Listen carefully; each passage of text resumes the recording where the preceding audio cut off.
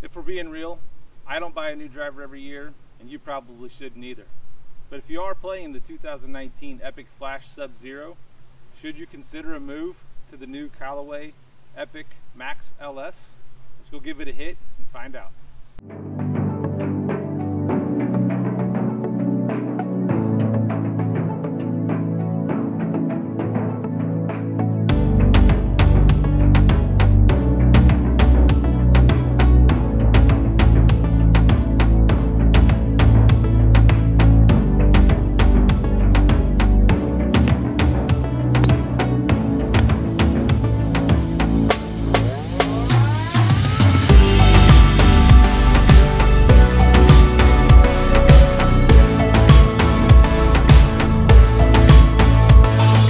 Today we're going to be looking at the new Epic Max LS. As always, we're going to give it a hit, see what improvements have been made, and see if it's worth an upgrade for you.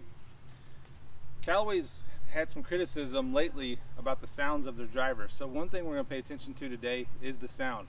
Here in just a little bit, you're going to get a chance to hear side by side the sound of the Epic Flash Sub-Zero compared to the new Max LS. Be curious to hear your thoughts. Thanks again for coming back. I'm Rich with Coastal Golf. Appreciate you being here. Why don't you go hit the subscribe button. Keep coming back. Okay, let's start by getting some numbers from the Epic Flash. For both these tests, I'll be hitting the Graphite Design Tour AD XC7 and the X Flex. For the driver setup today, I have a 9-degree head set down to 8 degrees in the neutral setting.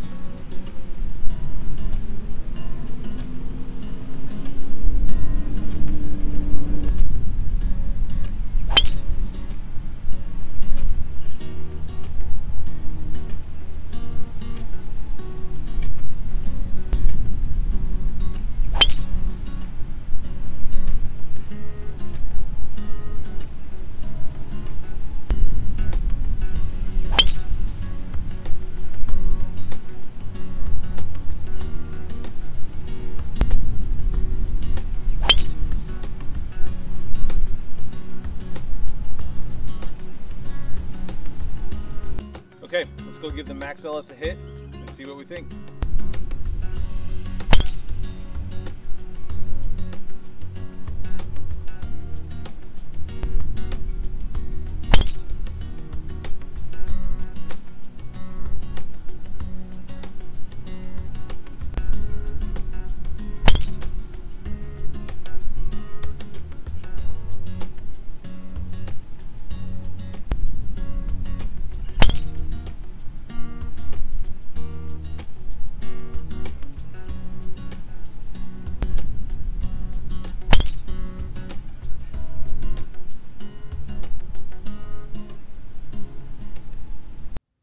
Okay, let's take a look at the numbers.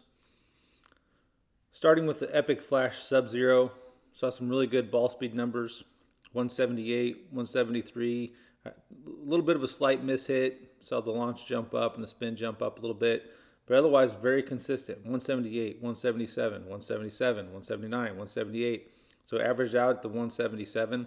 Launch numbers really good, 13.2.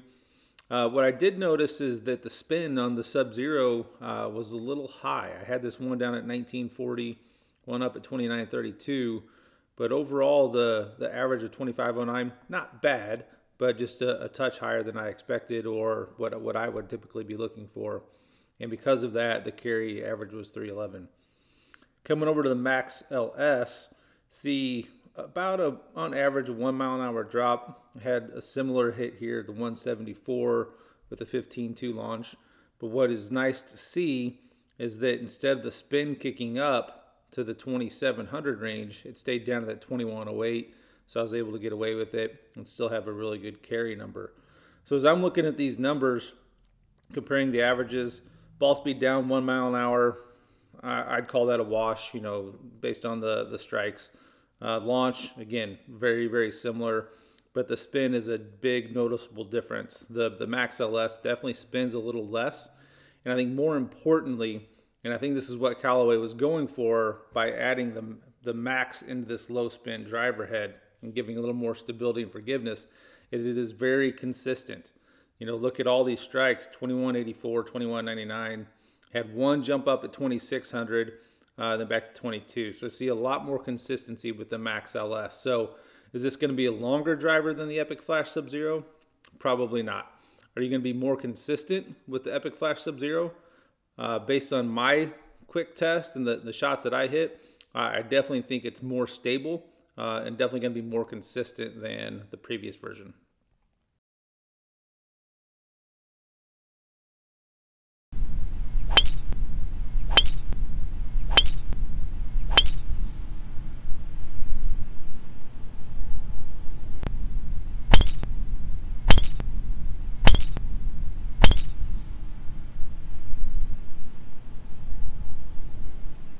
All right, so what do you think? Which sound did you prefer? Was it the first one, the Epic Flash Sub-Zero, has that deeper, more hollow, in my opinion, a hotter sound?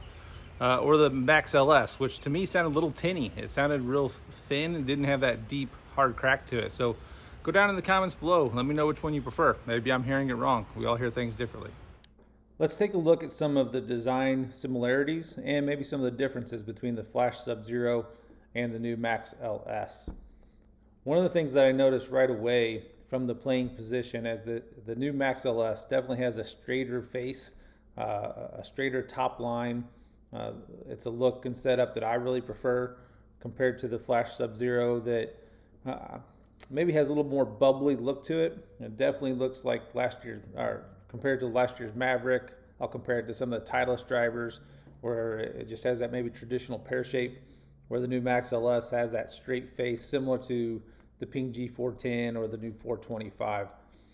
From the playing position, the overall design, if we look down at it from the top, you still see that carbon fiber coming through from the top, which is nice, a nice subtle look there.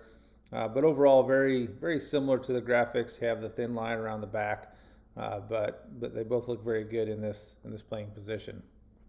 As we move to the face-on view, you can see a little bit better how they have adjusted the leading edge or that top line and really straightened it out. As that comes through here, as you can see, it's fairly straight, where it's a little more bubbly on the Flash Sub-Zero. So for me personally, that's something that I really like. That was one reason I haven't played Callaway drivers in the past, is just at that address position, I didn't like the way that the club framed the ball. So kudos to them. That's something that I prefer, and it's good that they have an option for players that prefer that setup position.